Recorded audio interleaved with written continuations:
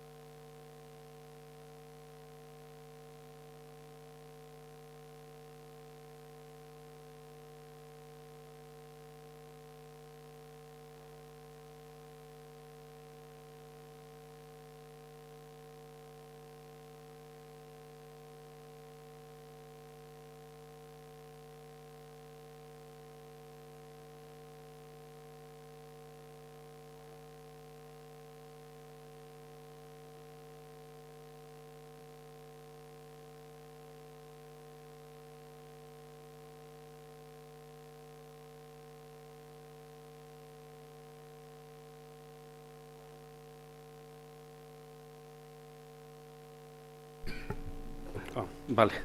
El de los decodificadores, que funciona con 2 hilos comunes para absolutamente todas las electroválvulas, y el autónomo, que son los programadores que se colocan en cada electroválvula con un sistema eléctrico de pilas. Entonces, no encontrábamos ningún sistema que uniera a nivel de software general esos 3 sistemas. Entonces, después de un montón de cabreos y mucho investigar, mucho darle vueltas, pues decidimos presentar un proyecto live que hiciera esa gestión que fuera un proyecto de demostración que englobara ese desarrollo de esos 3 programadores. Incluso metimos uno más, que era un mixto. El mixto era un sistema de codificador multicable en un solo equipo. El proyecto que presentamos a la Comisión Europea fue un proyecto de demostración donde incluíamos la demostración con 100 equipos de campo, para demostrar y además optimizar el riego de la ciudad. Lo presentamos en 2011 y en julio de 2012 la Comisión nos aceptó la propuesta. En el proyecto participa Perica Obras y Servicios como coordinador general. Los beneficiarios asociados son Estudios GIS, Centro de Estudios Ambientales, Prisma Calidad Medio Ambiente y el Ayuntamiento de Vitoria-Gasteiz. Y como subcontratista está ADOC. El proyecto, en principio, el nombre corto se lo pusimos como RGS Live. Y luego hay que decir pues, que es un presupuesto de 2.800.000 euros, de los cuales la subvención de la Comisión Europea es de un 47% de los costes subvencionables. Ahí tenéis un poco las cifras, las participaciones de cada socio en el proyecto. En el proyecto había 5 grandes partes que desarrollar. Una primera, las acciones preparatorias, que era saber lo que había en el mercado. Dimos muchas vueltas, estuvimos en ferias, estuvimos con empresas dedicadas a ello y sacamos las conclusiones que previamente más o menos ya las teníamos. Las acciones de implementación, que os las contaré a continuación, que es un poco el gran lío donde nos hemos metido. La monitorización de impactos la ha hecho el Centro de Estudios Ambientales y no tiene mala pinta. La comunicación y difusión, una de las partes, estamos en ella. Y luego la monitorización, que os lo contarán en los de Prisma y ADO. Vale, dentro de las acciones de implementación, uno de los primeros puntos y más importantes fue crear el inventario pormenorizado del riego y sus características. No solamente aquí hay una electroválvula, ¿qué características tiene? Todo ello era para implementarlo en la aplicación GIS del Ayuntamiento. Pero no solamente es un Reinbeer, 2 pulgadas, no, dimos un paso más. Había ciertas caracterizaciones importantes que teníamos que meter como datos principales del inventario, como podía ser la pluviometría de la electroválvula, incluso la superficie que riega la electroválvula. Esa parte es bastante aproximada, pero luego os contaré las consecuencias que ha tenido tener esos datos. Esos son los datos que luego, más adelante, el sistema utilizará para todos los cálculos y la optimización del riego. Además del inventario pormenorizado, tuvimos que hacer un inventario relacional, porque queríamos que el sistema no solamente telegestionara riego, sino que sirviera para la gestión diaria del servicio de riegos, vamos a decir. También se ha desarrollado la aplicación de telegestión de riego automático, que os lo contará Álvaro luego. Y otro gran lío en el que nos metimos fue el tema de las comunicaciones.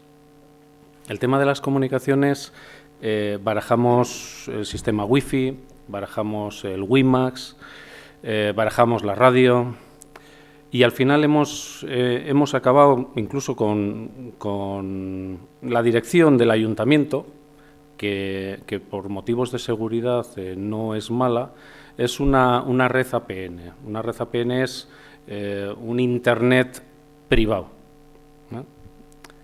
Seguramente se pueda definir de muchas maneras y mucho mejores, ¿no? Pero para entendernos es una red segura privada del ayuntamiento, con tarjetas de 3G. Entonces, ¿qué es lo que hemos hecho a nivel de los prototipos y de los equipos de campo? Que ha sido otra batalla bastante importante. Hemos generado un mecano, así de sencillo. Hemos generado un sistema que, con equipos, con elementos libres de comercio libre, vamos, de poder ir a cualquier tienda a comprarlos, más o menos, se podrían generar los equipos de telegestión. Partimos un poco del sistema. Tenemos una SBC. Una SBC es un mini ordenador que se compra por internet por 30 y tantos euros, muy baratito, con un módem libre, que es un pincho de los que nos facilitan las empresas de telefonía. Y luego ya es donde ya hemos empezado a crecer en el proyecto. Hemos generado una placa de sensores de la que pueden colgar diferentes sensores. Sensores que además no son propios, sino que son sensores que se siguen comprando en el mercado. ¿Qué hemos implementado también? Que esa SBC, por medio de una radio de banda libre, se comunica con, en la parte izquierda, en vuestra izquierda, hemos creado un autónomo que casi le deberíamos cambiar el nombre de autónomo por electroválvula telegestionada. ¿Por qué? Porque el sistema que colocamos ahí es muy tonto, muy tonto. Solamente sabe abrir una electroválvula y cerrar una electroválvula latch. Este autónomo solar, esta electroválvula telegestionada solar, puede llegar a abrir 4 válvulas latch y además se le puede incorporar un sensor de flujo. Este sensor de flujo nos ayudará a saber si la electroválvula está abierta, o incluso, si elegimos un sensor de flujo de alta calidad, sabremos los caudales o los consumos que tiene esa electroválvula. Por otra parte, también se desarrolló ahí en el centro otro sistema que es un repetidor. Este equipo tiene una placa solar, la alimentación es por la placa solar, se coloca en una farola y repite la señal. Y luego repetimos el que hemos dicho, el autónomo solar, y también hemos desarrollado un autónomo con batería, a base de pilas. Este autónomo de baterías puede controlar una sola electroválvula latch y también se le puede poner un sensor de flujo. Como veis, podemos poner los sensores, la placa de sensores o no. Podemos ponerle a la SBC la radio o no. Seguimos. Vale. Junto con esto, ¿qué es lo que hemos hecho? Hemos desarrollado la placa de decodificadores. Para incorporar el sistema de decodificadores al programador, esto hemos contado con otra empresa que fabrica y vende la placa de decodificadores. Entonces, la hemos incorporado a la SBC y además somos capaces de incorporar cualquier otra marca de decodificadores que quiera abrirnos los protocolos de comunicación, porque esa es una de las ideas. Que todo sea comprable en el mercado y que esté todo integrado en el sistema. La placa de decodificadores, cada placa de decodificadores puede abrir 75 electroválvulas, realmente son más, pero por problemas eléctricos pensamos que es mejor reducirlo, y se le pueden incorporar diferentes sensores. Se pueden incorporar sensores de pulsos en la línea de alimentación de las electroválvulas. Incluso se puede abrir una válvula maestra latch. Incluso se pueden poner sensores de humedad de suelo. ¿Esto qué nos da? La facilidad de poder incorporar en una misma línea eléctrica un montón de sensores que no tienen por qué estar cerca del centro de control. Dale. También hemos incorporado otra placa que es la MCI, que es la del multicable. Este sistema también incorpora al final pues hasta 24 electroválvulas. Puede incorporar en esa placa de MCI, puede incorporar los sensores de flujo, tiene capacidad para sensores, incluso incorpora una válvula maestra latch. Esto nos pareció muy interesante porque cualquier válvula maestra que no sea latch debería estar enchufada y además excitada durante todo el periodo de riego. Si el periodo de riego es de 12 horas, pues el solenoide seguramente acabe muriendo mucho antes de lo que quisiéramos. Entonces, incorporamos una válvula, un solenoide latch o un actuador latch para poder, con un solo impulso, abrir la electroválvula y cerrarla. Ahora ya, visto el esquema general de la electrónica del sistema y de las capacidades del sistema, es hacer el puzzle. Lo que decía antes es hacer el mecano. Podemos elegir que tenga sensorización, podemos elegir que tenga multicable, que sea multicable, decodificadores, los autónomos. Entonces, dentro de todo esto, la sensorización realmente la podemos hacer como queramos. En un punto lejano, por medio de las líneas eléctricas de multicable, en un lugar lejano por medio de la radio, incluso en un lugar cercano por medio del cableado que exista o que se tenga que poner. Hay dos tipos de sensorizaciones, los factores climáticos y los factores físicos. Los factores climáticos nos van a dar la ETP diaria, que es una de las bases de la gestión eficiente que hemos diseñado. Diariamente el sistema calcula la ETP del día, incluso si lloviera, calcularía la ETP diaria y restaría la pluviometría que haya habido. Eso luego lo contará Álvaro mejor. Con tu ayuda. Eso. Vale. La lluvia también sería lo mismo. Si tuviéramos 1 milímetro de lluvia y quisiéramos regar 6 milímetros, pues al final ese día regaríamos 5 milímetros. Eso interactúa sobre el tanto por cien de riego que se quiera dar.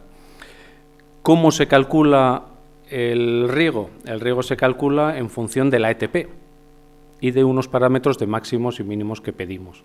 El máximo pueden ser 6 milímetros porque un estudio agronómico nos ha dicho que son 6 milímetros y al final decidimos que es menos porque la ETP ese día está nublado, ha llovido o lo que sea. Entonces, todos esos cálculos los hace el sistema por él mismo.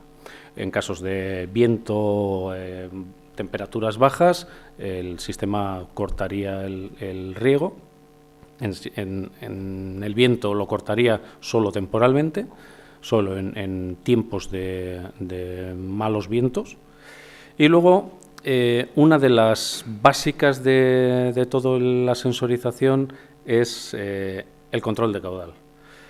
Si no sabemos el caudal o el consumo que tenemos, no estamos haciendo nada, pero nada de nada.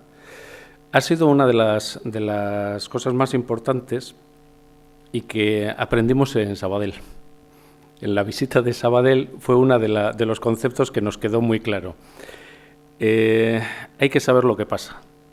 Le hemos dado 1000 vueltas y entonces de todos los datos de GIS, del inventario que hemos hecho y todos los datos de los sensores, hemos hecho un desarrollo que nos facilita eso, ¿no? Sacar las conclusiones y regar más eficientemente.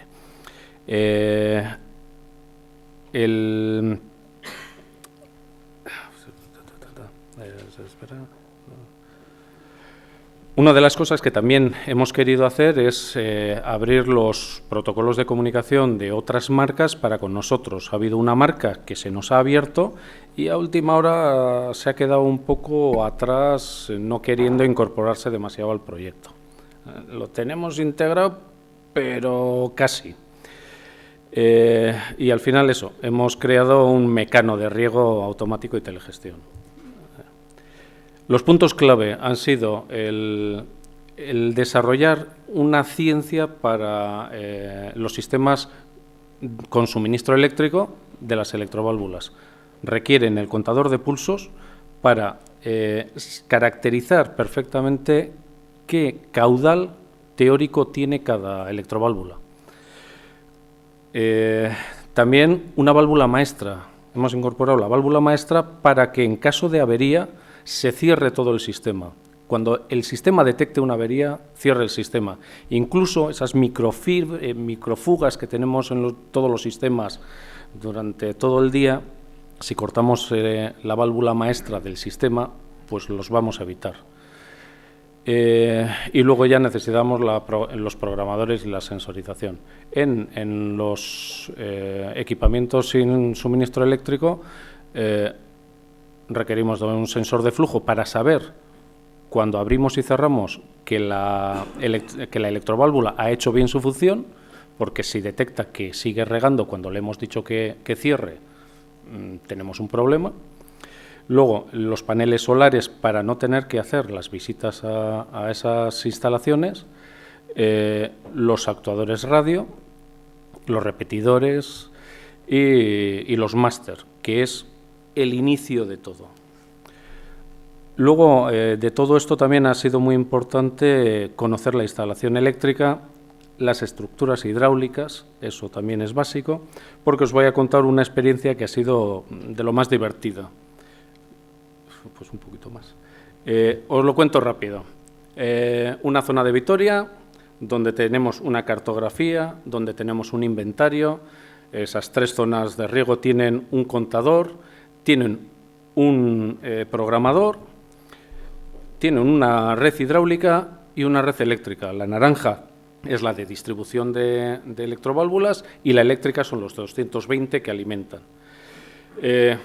Sería muy fácil, cableamos del programador, es un sistema multicable, cableamos del programador al contador de pulsos y ya cambiamos el sistema y lo telegestionamos. ¿Dónde viene el conflicto? Cuando realmente el contador de pulsos también tiene otra zona que alimenta. Pero se nos complica más porque también tiene otro programador. pero todavía es más complicado, porque ese contador está suministrando agua a esas 3 isletas que tienen programadores autónomos. Entonces, ¿cuál es la solución? Pues la solución pasa por poner un solo programador sin cambiar ningún cable. Hacemos un sistema de decodificadores y vía radio comunicamos con los 3 programadores de pilas. Con un solo programador hemos controlado todo, incluso la válvula maestra y el contador los controlamos por el sistema de decodificadores. Si tuviéramos una zona de riego por goteo, le pondríamos los sensores de humedad de suelo y estaríamos controlando las necesidades hídricas de esos arbustos para el riego por goteo. Los resultados han sido muy variables y sobre todo por un tema importante. Antes os he dicho que caracterizábamos la pluviometría. Mirábamos las boquillas, calculábamos 18 milímetros metro cuadrado de pluviometría y cuando realmente controlamos el caudal, el tiempo y la superficie de la electroválvula nos damos cuenta que estamos en 40 milímetros metro cuadrado. ¿Por qué? Porque las presiones son más altas, porque tenemos 4.000 electroválvulas en Vitoria y es complicado. Entonces, todo esto lo sacamos de todo el estudio posterior hecho en el GIS. Por lo tanto, le ponemos caracterizamos perfectamente la pluviometría de la zona y, por lo tanto, vamos a saber en todo momento qué pluviometría está recibiendo esa zona. Con esa optimización hemos llegado con el cálculo de ETP hemos llegado a optimizar un 17% del agua. También hemos caracterizado una parte que es las necesidades de sol, sombra y semisombra, caracterizando cada electroválvula con esas características, y esto nos ha ayudado también a, en esas zonas, reducir hasta un 20% de la necesidad de riego, del riego. Y además hemos resuelto, bueno, esto ya es un poco más ciencia ficción, hemos ahorrado un 18% en el control de fugas. ¿Qué es lo que pasa? Que el control de fugas, si no tenemos las medidas de lo que fuga cuando ha fugado, difícilmente podemos valorar eso, pero más o menos este año hemos controlado 3.000 alertas y alarmas. Las alertas son de acción posterior y las alarmas son de acción mañana, y las alarmas son de acción hay que ir porque se ha quedado abierta la electroválvula o el sistema no ha funcionado o tengo una fuga en la general. Por lo tanto, los ahorros de agua nos han dado un balance de un 35-60%, dependiendo de cómo estaba la instalación inicialmente, si esa caracterización inicial de pluviometría era buena o mala. Y me dicen que tengo que cortar. Iba a contar rápidamente que tenemos en idea el producto GESDropper, donde lo que hemos hecho ha sido generar una web donde podamos hacer gestión de obras y servicios, ya que tenemos ese inventario, y tenemos otra parte que es toda la lógica de la telegestión de riego. Muchas gracias. Más o menos es el sistema.